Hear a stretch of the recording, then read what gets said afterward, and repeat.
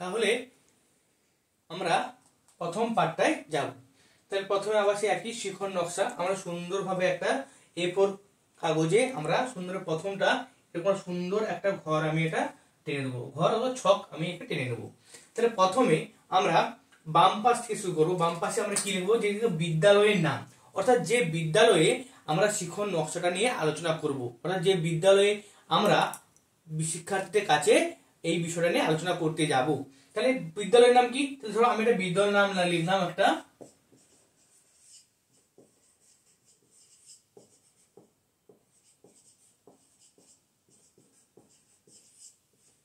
Bikrampur high school. ওকে, শ্রেণী, কোন শ্রেণীর উপর আমরা লেসন ডিজাইনটা করতে চাচ্ছি অর্থাৎ লার্নিং ডিজাইনটা করতে যাচ্ছি, সেই শ্রেণীটা আমাকে এখানে লিখতে হবে। ধরো আমি শ্রেণী এখানে লিখব অষ্টম শ্রেণী। শ্রেণী অষ্টম। সময়, একটা শ্রেণীকক্ষে পড়ানোর সময় ম্যাক্সিমাম 40 থেকে 45 মিনিট সময় থাকে।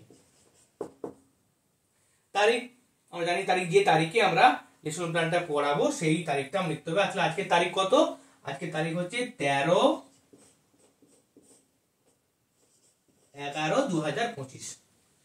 প্রশিক্ষণরত শিক্ষক শিক্ষিকার নাম কি, এখানে দেখো প্রশিক্ষণরত শিক্ষক শিক্ষিকা, অর্থাৎ আমরা বিএড প্রশিক্ষণ করছি, শিখতে এসেছি, তাই আমাদের নামটাই কিন্তু হবে। তাহলে প্রশিক্ষণরত শিক্ষক শিক্ষিকার নাম, যে লেসন প্ল্যানটা তৈরি করবে, যে শ্রেণীকক্ষে এটা নিয়ে ডেমনস্ট্রেশন দেবে, তার নামটা এখানে আমি লিখবো। ওকে, তারপরে আমরা ডান দিকের ঘরটায় যাবো। ডান দিকে দেখো কি লেখা আছে, একদম শত উপরে কি লেখা রয়েছে, একদম বিষয়। বিষয় মানে আমরা কোন বিষয় নিয়ে আলোচনা করব, তাহলে সেই বিষয়টা আমরা লিখতে হবে। স্বাভাবিক করে আমি অষ্টম শ্রেণীর ভূগোল বিষয়টাকে আমি নির্বাচন করেছি, তাই ভূগোল লিখবো। একক, আমরা একক সম্পর্কে আগে জানিয়েছি, তাহলে একক কি হবে, মেঘ ও বৃষ্টি। মেঘ ও বৃষ্টি। ওকে, আমরা উপ-এককটাও জেনেছি, কিভাবে আমরা উপ-একক ভাঙতে হয়, অর্থাৎ একক থেকে কিভাবে উপ-একক তৈরি করতে হয় সেটাও আমরা জেনেছি। তাহলে আমরা এখানে এটাকে দুটো মেঘ ও বৃষ্টি যে এককটা রয়েছে তাকে আমরা দুটো উপ-এককে ভাগ করব। প্রথম উপ-এককটা কি করব, যে দেখো প্রথম উপ-একক নামটা হবে কি, মেঘ ও তার শ্রেণীবিভাগ। মেঘ ও শ্রেণীবিভাগ মানে মেঘ তার শ্রেণীবিভাগ।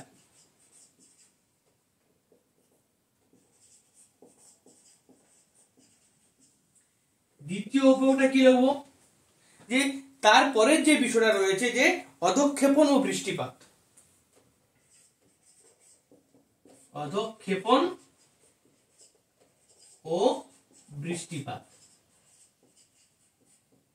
তাহলে দেখো এই যে দুটো উপ-একক তৈরি করলাম, কোথা থেকে, একক থেকে, একটা একক থেকে ভেঙে আমরা দুটো উপ-একক তৈরি করলাম, মানে এই দুটো যে বিষয়টা লিখলাম মেঘ ও শ্রেণীবিভাগ, তারপরে অধঃক্ষেপণ ও বৃষ্টিপাত, এই দুটো উপ-একক থেকে আমরা দুটো লেসন প্ল্যান তৈরি করতে পারি, অর্থাৎ দুটো লার্নিং ডিজাইন, দুটো শিখন নকশা আমরা তৈরি করতে পারি। তা তোমরা প্রথমে মেঘ ও শ্রেণীবিভাগ থেকেও করতে পারো বা অধঃক্ষেপণ বৃষ্টিপাত থেকেও করতে পারো। তো আমি আজকে যেটা তোমাদের দেখানোর চেষ্টা করছি, যে দ্বিতীয় উপ-একককে আমি চয়েস করেছি। তাহলে আজকের পার্ট কি, অর্থাৎ যে লেসন প্ল্যানটা নিয়ে বা যে লার্নিং ডিজাইনটা আমরা তৈরি করব সেটা হচ্ছে কি, অধঃক্ষেপণ ও বৃষ্টিপাত। এটা সম্পর্কে আমরা তৈরি করব লার্নিং ডিজাইন। তাহলে আমরা এখানে লিখে দেবো, আজকের পার্টে লিখে দেবো কি লিখবো, অধঃক্ষেপণ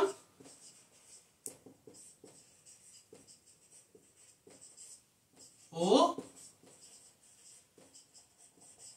বৃষ্টিপাত।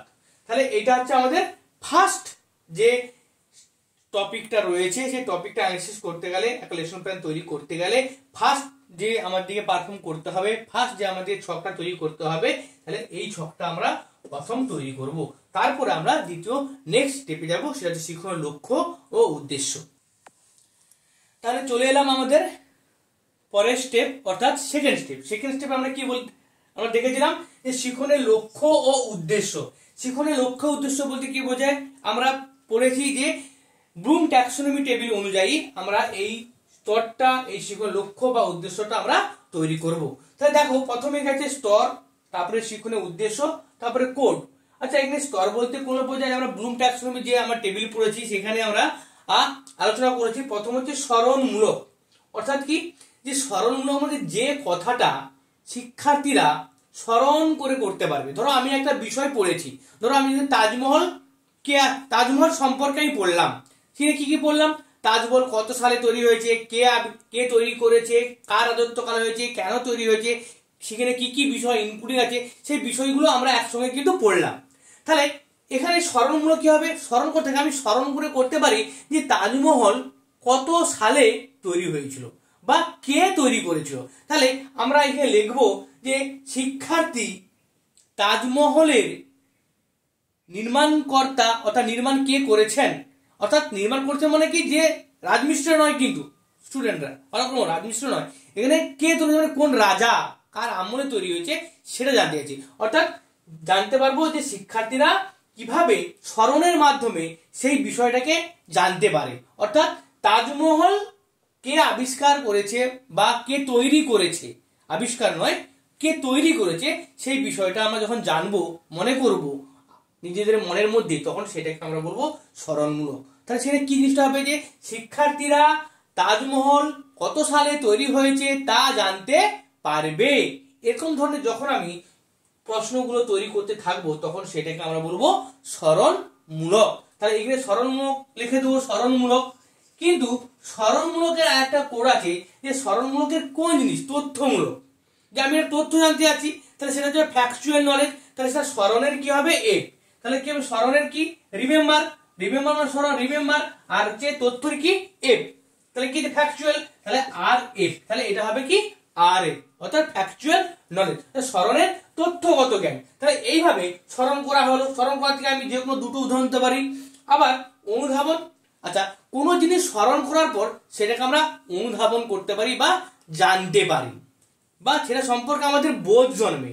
অর্থাৎ প্রথমে আমরা জ্ঞান লাভ করলাম, জ্ঞানের পরে আমরা বোধ জানবো। তাহলে বোধে কি লিখবো স্মরণে, যে আমরা যে বোধে তাজমহল তৈরি করতে কি কি ফ্যাক্টর বা কি কি উপাদান কাজ করছিল যে যখন শাহজাহান তৈরি করে। তাহলে এই যখন বোধ আমরা জানবো, সেই বোধটা তৈরি করতে আমাদের কিন্তু এই অনুধাবনমূলক বিষয়টা আমাদের জানা দরকার। প্রয়োগমূলক কি, যে বিষয়টা প্রয়োগ অ্যাপ্লিকেশন, আমি জ্ঞান করলাম বোধ করলাম, তারপর সেটা আমি বাস্তবে যখন প্রয়োগ করব তখন সেটাকে আমরা বলবো প্রয়োগমূলক। হয়তো তুমি তাজমহল দেখতে যাচ্ছ, তাজমহল যখন তুমি তাজমহল দেখতে গিয়েছো, তাজমহলের সামনে আছো, তখন তুমি মনে করবে কি মনে করবে, যে জিনিসগুলো তুমি পড়েছিলে বইয়েতে, যে বিষয়গুলো পড়েছিলে তাজমহল সম্পর্কে পড়েছো জানতে পেরেছো, তখন তোমার কি মনের মধ্যে তোমার চোখের ক্যানভাসে সেটা কিন্তু আস্তে আস্তে কি উন্মোচিত হবে। তখন তুমি সেটা প্রয়োগ করতে পারি যে আমি তাজমহল এবং অন্যান্য যে কোনো মহল দেখে চিনতে পারবো যে কোনটা তাজমহল বা কোনটা তাজমহল নয়। অর্থাৎ আমি যখন কোনো ঐতিহাসিক জায়গাকে যাব, তখন অনেকগুলো আমরা মহল দেখতে পাই, যেমন হাজারদুয়ার দেখতে পাই, যদি আমরা মুর্শিদাবাদ যাই তো সেখানে যে আমি দেখতে পাই এটা হাজারদুয়ারি, এটা কিন্তু তাজমহল নয়, কারণ তাজমহল পড়ে তাজমহল সম্পর্কে জেনেছো। তাহলে এই যে আমরা গিয়ে জানতে পেরেছি সেটাকে বলছি প্রয়োগ। অর্থাৎ জ্ঞান এবং বোধকে যখন আমি বাস্তবের সঙ্গে মেলাবো, বাস্তবের কোনো কাজের সঙ্গে মেলাবো, তখন সেটাকে আমরা বলছি প্রয়োগ। তাহলে স্মরণমূলক, অনুধাবনমূলক এবং প্রয়োগমূলক বিষয়টা সম্পর্কে আমরা জানলাম। তাহলে আমরা জানলাম স্মরণমূলক, বোধমূলক এবং প্রয়োগমূলক। তারপরে কি আছে বিশ্লেষণমূলক। বিশ্লেষণমূলক, বিশ্লেষণ কথা হচ্ছে কি আমি বিশ্লেষণ করছি যে কিভাবে তাজমহল তৈরি হয়েছে, কেন তৈরি হয়েছে, কেন আমরা তাজমহল তৈরি করছি, আমরা নয় অর্থাৎ শাহজাহান তৈরি করছি, অর্থাৎ আমরা ভাববো, তখন সেটাকে যখন আমরা বিশ্লেষণ করব তখন সেটাকে হচ্ছে বিশ্লেষণ। অর্থাৎ কোনো পড়াকে, কোনো অধীত বিষয়কে যখন আমরা জানতে পারবো, অর্থাৎ কোনো বিষয়ের বিষয়বস্তুকে আমরা জানবো, সেটা যখন বিশ্লেষণ করব তখন সেটাকে আমরা বলবো বিশ্লেষণ। এবং মূল্যায়ন কি, মূল্যায়ন কি জাজ করা, কি জাজ করবো, এখানে আমরা ইতিহাস পড়ে কি জাজ করব, বা তাজমহল সম্পর্কে কি জাজ করব, কি জাজ করব যে তাজমহল তৈরি করার পরিপ্রেক্ষিতে শাহজাহানের কি উদ্দেশ্য ছিল, কি থাকতে পারে, তার মনে কি ভাবনা হতে পারে, কি ভাবনা থেকে সে এটা তৈরি করেছে।